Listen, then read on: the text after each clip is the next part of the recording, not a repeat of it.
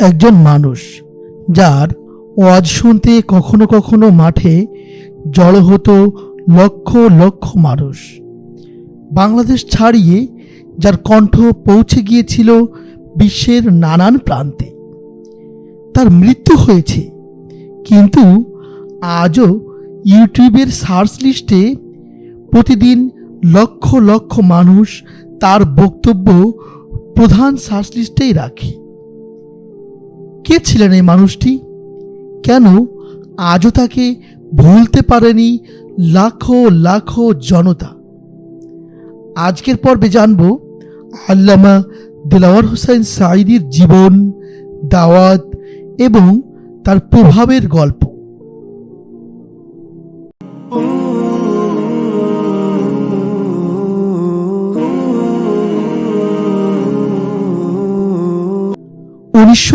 সালের 2রা ফেব্রুয়ারি তৎকালীন ব্রিটিশ ভারতের বেঙ্গল প্রেসিডেন্সির পিরোজপুর অঞ্চলে পিতা মৌলানা ইউসুফ সাঈদী এবং মাতা গুলনাহার বেগমের ঘরে এক সম্ভ্রান্ত মুসলিম পরিবারে জন্মগ্রহণ করেন আল্লামা দেলাওয়ার হোসাইন সাঈদী।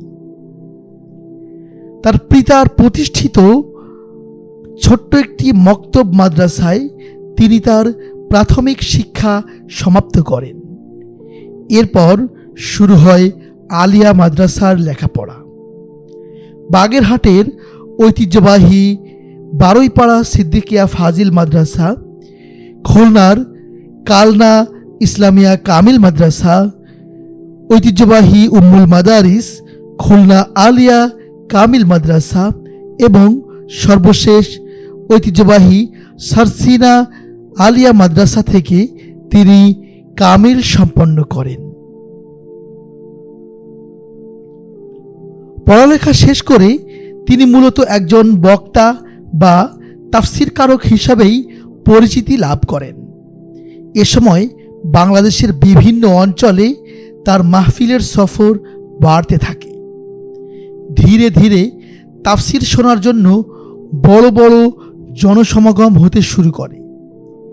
তিনি প্রথম বাংলাদেশের মাহফিল জগতে ওয়াজ মাহফিল, ইসালে সওয়াব মাহফিল, মিলাদ মাহফিলের মতো বিভিন্ন ধর্মীয় জলসার থেকে জনগণকে সরাসরি তাফসির মাহফিলের দিকে আকৃষ্ট করেন। আল্লামা সাঈদীর অসাধারণ বাচনভঙ্গি, অত্যন্ত উন্নত মানের তেলাওয়াত এবং চমৎকার সুরে মানুষ সহজ ভাষায় কোরআনের ব্যাখ্যা বুঝতে শুরু করে। অনেক শ্রোতা তার বক্তব্যের অন্যতম বৈশিষ্ট্য আল কোরআনের আয়াতকে সহজ ভাষায় ব্যাখ্যা করাটাকেই বোঝান। তিনি দৈনন্দিন জীবনের উদাহরণ এবং অত্যন্ত আবেগপূর্ণভাবে উপস্থাপনার মাধ্যমে তার শ্রোতাদেরকে মাতিয়ে রাখতেন। এ কারণেই বিভিন্ন শ্রেণী পেশার মানুষ তার মাহফিলে আকৃষ্ট হতে থাকেন।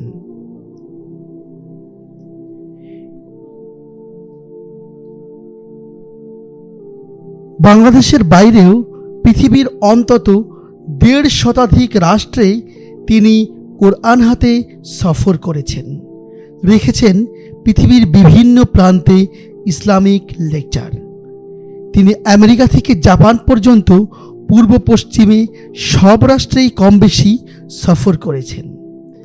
বিশেষত মিডল ইস্টের রাষ্ট্রগুলি এবং ইউরোপিয়ান দেশ, বিশেষ করে ব্রিটেনে তিনি প্রচুর মাহফিল করেছেন। তার তাফসিরের অডিও ক্যাসেট, সিডি এবং বর্তমান সময় ইউটিউবের মাধ্যমেও মানুষ প্রচুর পরিমাণে তার কাছ থেকে জ্ঞান আহরণ করে থাকেন। পরবর্তী সময়ে তিনি রাজনৈতিক জীবনেও একজন সফল রাজনীতিবিদ হিসাবে পরিচিতি লাভ করেন। 1973 সাল অথবা মতান্তরে 1979 সালে তিনি বাংলাদেশ জামাত ইসলামীতে যোগদান করেন। বাংলাদেশ জামাত ইসলামীর সর্বোচ্চ শপথ রুকনিয়াতের শপথ নেওয়ার পর তিনি বিভিন্ন পর্যায়ে দায়িত্ব পালন শেষে বাংলাদেশ জামাত ইসলামীর ঐতিহাসিক ন্যায় ইনসাফের প্রতীক দাঁড়িপাল্লা নিয়ে তার জন্মস্থান পিরোজপুর থেকে নির্বাচন করে দুইবার 1996 এবং 2001 সালে বাংলাদেশ জাতীয় সংসদের পার্লামেন্টেরিয়ান হিসাবে নির্বাচিত হন। অত্যন্ত অবাক করা ব্যাপার হলো তার নির্বাচিত এলাকার অধিকাংশ ভোট অমুসলিম ভোট। তিনি এত বড় একজন ইসলামিক স্কলার হবার পরেও অমুসলিমরা তাকে সাদরে গ্রহণ করেছিল, যেটা বাংলাদেশের রাজনীতিতে একটি বিরল সম্মান। তিনি বাংলাদেশ জামাত ইসলামীর বিভিন্ন পর্যায়ের দায়িত্ব পালন শেষে জীবনের শেষ মুহূর্ত পর্যন্ত দলটির কেন্দ্রীয় সিনিয়র নায়েবে আমির হিসাবে দায়িত্ব পালন করেন। কারো কাছে তিনি ছিলেন প্রিয় ইসলামী বক্তা, প্রিয় মুফাসসির, আবার কারো কাছে ছিলেন তিনি প্রিয় রাজনীতিবিদ। কিন্তু একথা অস্বীকার করার কোনো সুযোগ নেই, বাংলাদেশের মাহফিল জগতে তার চেয়ে জনপ্রিয় ইসলামিক আলোচক যেমন আসেনি, বাংলাদেশের রাজনৈতিক জগতে তার চেয়ে জনপ্রিয় এবং প্রভাবশালী কোনো নেতার জন্ম হয়নি। কিন্তু তার জীবনের সবচেয়ে আলোচিত অধ্যায় শুরু হয়েছিল এরপর।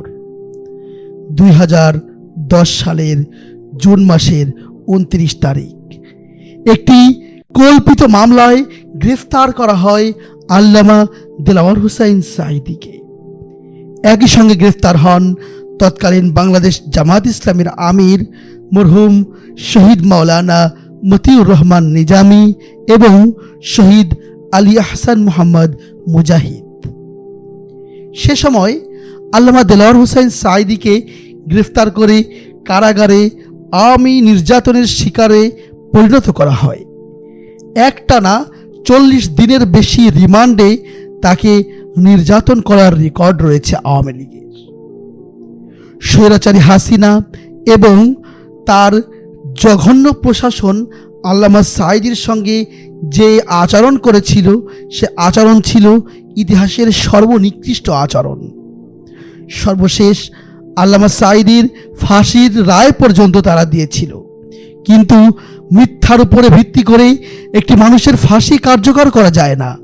যদিও আমাদের অন্যান্য নেতৃবৃন্দের ফাঁসি তারা কার্যকর করেছিল, কিন্তু আল্লামা দেলাওয়ার হোসাইন সাঈদীর ফাঁসি কার্যকর করার সাহস পায়নি।